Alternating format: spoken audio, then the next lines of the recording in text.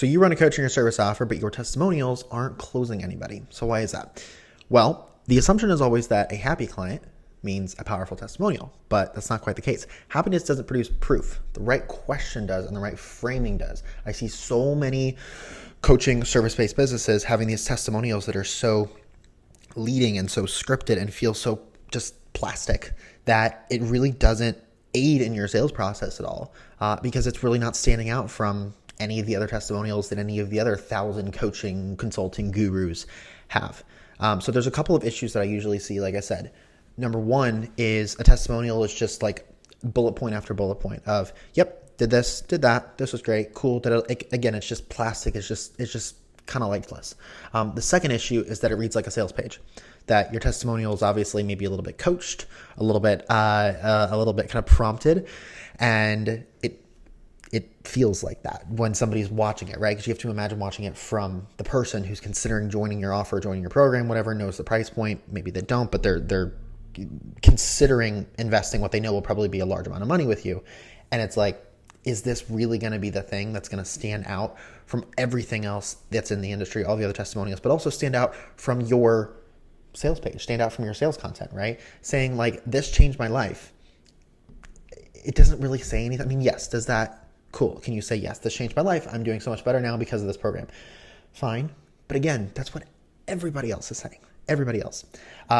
Third issue that I always see is that it's always an end of program situation. People are always waiting until the end of the offer, waiting until the end of the time in the program, the container, as I like to say, to ask for or to create a testimonial.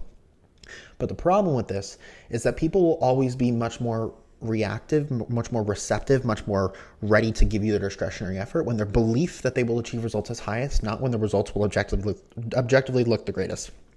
And this really goes across so many dimensions, things like asking for referrals, asking for testimonials, asking for ascension offers. The biggest mistake that I see is people waiting until the end of an offer, not asking when the client's belief that they will achieve results, regardless of whether they have achieved it or not, is highest. That is exactly when you want to ask. And then the very worst one that I see is, again, a leading question, something like, well, what results did you get? It's just sales in disguise. So what do all of these things share at the root problem of how people collect testimonials right now? Again, coaching, consulting, service offers. Everyone asks the client to evaluate your program. It's focused on you. And when people are asked to evaluate you, they perform, or they add in things, they add in a narrative, they say what you think you want them to say. So what I want to do is introduce you to an alternative that I help all my clients install. It works fantastically well. The wrong framing, again, is how was the program? It's going to produce something that's polished, generic, forgettable. The right framing is asking a question like this. And I'm going to show you how to do it, the system, etc. But it all starts with this question. What do you know now that you wish you had known then? And that's going to produce something very specific, very emotional, which you want, and very credible on the part of the client. So let's walk through how this happens. And I know that might, depending on where you're starting from, depending on how much infrastructure you have built out around testimonials, that might seem like something that's a nuance, but it's not, I promise. Hang with me, give me like 2 minutes. So reflection produces proof, but evaluation produces performance. If they're evaluating you, it's going to feel plastic. If they're reflecting on their own experience, it's going to feel much, much more honest. So this is what I call the Testimonial Podcast, which is somewhere between 20 to 40 minute, honestly doesn't even need to be that long, but a 20 to 40 minute conversation built on one question. There is no script, there's no agenda, there's no pre-framing, none of it. And you don't need to prep the client for any of it. So the question again is, what would you tell yourself X months ago that you now know that would have been the most valuable thing for you to hear? And that is it.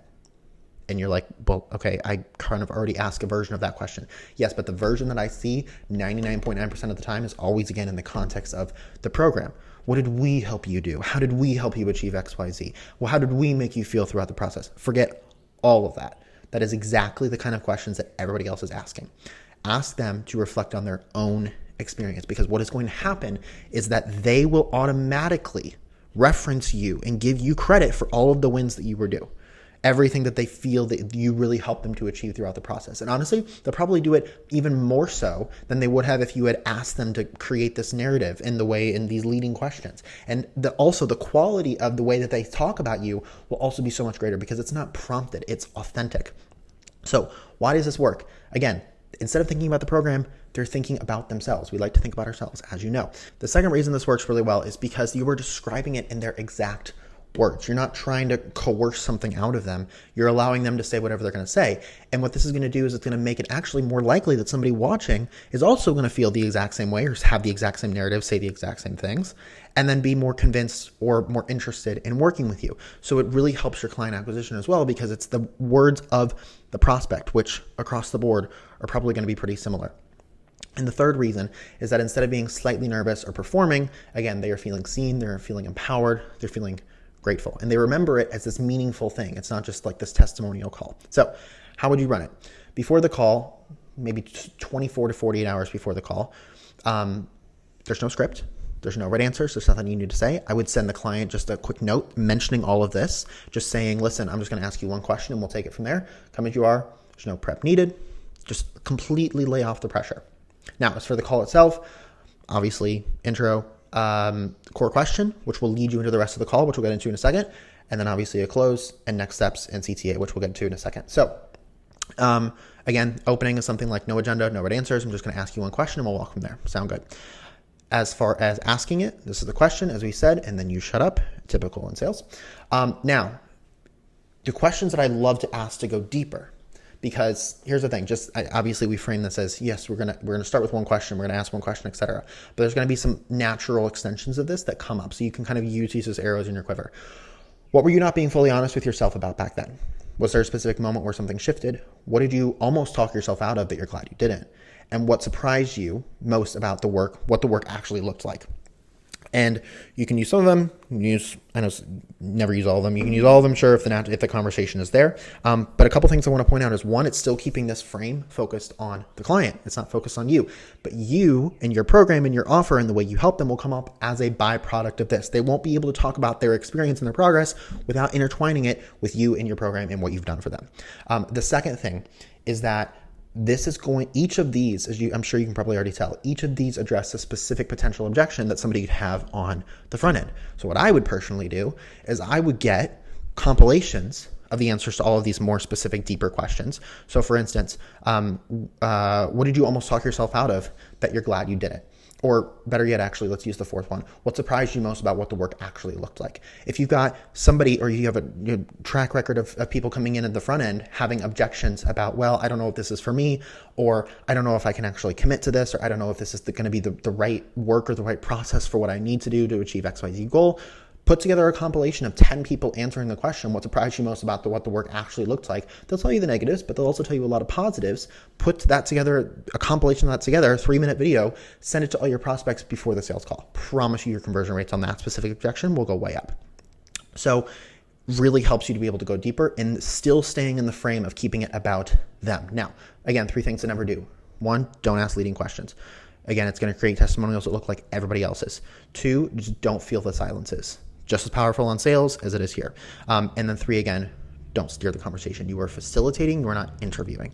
So the close then is the way you described XYZ is exactly what somebody sitting where you were needs to hear. Thank you for being this open about it. Just something genuine. I was about to say generic. Something genuine. Something specific to their situation. Now, this is where it gets really interesting, because this is one of the best times that I will have my clients ask actually for a referral. And it's a really, really strong ask, because the next 24 to 48 hours after you have this conversation is one of the highest belief moments in the entire program. You have just given them what feels like on their part so much discretionary effort and so much attention, and you've allowed them to share their story. You didn't steer the conversation. It wasn't something where you they performed and tried to say things that they thought you would like them to hear. They simply reflected on their own journey. Maybe you even gave them a little bit of live coaching on the call. This feels so authentic, and that you're giving so much time to them, even though really in essence, this is a lot of context that they're sharing with you. So the gratitude for this is still really, really fresh. So you don't want to let this window close. So what I would do is couple of things. One, again, a genuine follow-up message. Hey, Naeem, I just wanted to say how much I appreciated the conversation. The way you talked about X is something I'm going to be thinking about for a while. Again, just very personal, very specific, not transactional. And then the ask. Now, you can soft ask, you can hard ask, depending on the context of the conversation, what you thought about it, the type of person, etc. Soft ask would go something like this. Who's the one person that came to mind in your world that might also benefit from being the program to achieve X with you? I'd love to put together a quick Loom going over what you and I have done together so far and send it to them so they know the support is here should they need it. You're offering them access to a conversation. You're not pitching your program. Now, if you want to hard ask, you feel like it's somebody that you really could get in, is there one specific person that came to mind when you read that? Or rather, who is the one specific person? Actually, don't say is, because that is the answer to a yes or no question. If you say who is, that is the answer. The answer to that question is a person name. So ask who is the one specific person that came to mind when you read that, or when we had a conversation. So the output of this call, changing how your testimonial process works, is you have a full-length proof asset that prospects actually want. Again, put together compilations of answering the main question and then each of those subsequent questions. Number 2 is the exact pre-sales language in the client's own words, not performative, not scripted, not nothing. 3 is a referral ask at the highest converting moment in the entire program. Now, the last mistake that I want to cover that so many people make is, again, the timing of it. I talked about this a little bit at the beginning, and I talk about this in a lot of my videos, but you want to run this about 30 to 50% of the way through. This is not something to run at the very end, because by the end, the results are already faded. They're already asking, the novelty of the results have already faded. What feels novel and new and exciting in week 3 does not feel the same way in month 3 or month 4. 2, they are already looking at the next thing. Our attention spans are that of gnats. They're already looking at the next thing. And 3, they're going to be sitting there and saying, well, did I actually get everything I was promised? Well, did everything that was implied or that I imagined on the sales call, did I actually get it? And unfortunately, the way we sell these days, the answer is usually no, but that's a problem for another video. So either way, at the end, you're kind of screwed. So don't wait to ask for these types of things at the end. Between 20 to 50% of the way through your offer, you should be talking about referrals. You should be talking about testimonials. You should be upselling, or rather planting the seeds for an upsell pitch. You should be putting people into containers to say, I want to upsell this person, and this person needs to fix a couple things before we upsell, or this person is not a good fit for the upsell. All of this stuff, again, all that other infrastructure is in my other videos. But usually say 20 to 50 or 30 to 50% of the way through is the time that you really want to focus on here. Now, as far as spotting these moments as we wrap up, there's going to be 3, I would say, most used moments. There's tons of moments, but 3 most used moments. 1 is after a first big win that they didn't expect. It's one thing if you can say, yes, you're going to get XYZ win or result, and they get it. And that has a place too. Don't get me wrong. That's usually in the onboarding process that I recommend having one of those, at least. But a first big win that they didn't expect. So that way you could say, essentially, I underpromised and I over-delivered. 2 is after an unmarketed delivery moment lands. Unmarketed delivery is when you provide them with value in the form of an actual tool or resource, a mindset shift, whatever it is. It can be literal or just something you're communicating with them, but something that you are additionally delivering to them that you weren't promising on the front end, that they didn't know was coming, that was pivotal to their results. And then 3 is after they tell you unprompted that something changed. It's different when you're prompting them and you're saying, again, kind of coaching them through giving you a testimonial, but when they're coming to you and saying, wow, this has been totally cool. I have to stop for a minute and say XYZ. This has been amazing. That's the moment for this as well. So if you miss these, again, you're chasing this moment at graduation when it would have come earlier. It would have come so much easier in the weeks earlier. So the system is super simple. Train client success to spot the 3 triggers that we just went over, among others. You want to schedule it within 24 to 48 hours. This call, this podcast testimonial. I say podcast testimonial because you can put them all together in a podcast and then obviously share that podcast with prospects.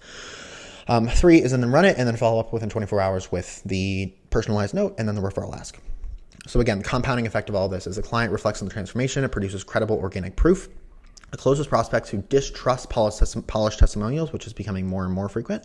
Referral ask lands at one of the highest belief windows, and the new client enters with the highest trust of any channel. So there's 1 call, 5 outcomes, which is fantastic. So ask yourself these 3 questions. If any of these feel uncomfortable, this is the place to start. When did a client last give you a testimonial that surprised you with how specific and emotional it was? Because usually a lot of testimonials, again, they look very plastic. 2, do you have a design moment where this call gets scheduled, or does it happen randomly? And 3, could your client success team run this call without you, meaning without the founder or without CS leadership in place. So if you are the founder of a coaching or service-based offer doing between about 500K to 3 to 5 million, and you would like help figuring out where your backend is leaking profit and where to make the most profit from every single client that you close, click on the link below or comment the word audit, and I will send you a free personalized backend profit audit to tell you exactly how you can be making more profit from every single client that you close. I'll see you in the next one.